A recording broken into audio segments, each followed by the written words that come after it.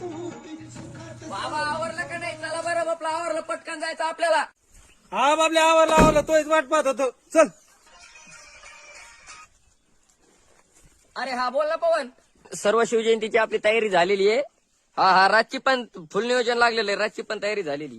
हा राडा म्हणजे आजी खतरा राडा करून टाकायचा. अजून डीजे आपण त्यासाठी लावला. अरे हा चालतं, ठेव का बोल. अरे बापरे, मला भारी माल चाललाय. वा बाबल्या वा. ज्या राजाने स्त्रीला माते समान म्हटलं त्या राजाच्या जयंती दिवशी तू असं वाईट नजराने स्त्रीकडे पाहतो रे तू. आराम खरा यासाठी शिवजयंती साजरी करायची का? गोठ्यातली गाय आणि घरातली माय ह्या दोन गोष्टी जर जीवनात आणल्या ना तर घराघरात शिवजयंती साजरी होईल. आणि परस्त्री माते समान हे पक लक्षात ठेवाता. हो बाबा चुकलं माझं. परस्त्री माते समान. चल बोल मग. जय जिजाऊ. समके शिवबाची तलवार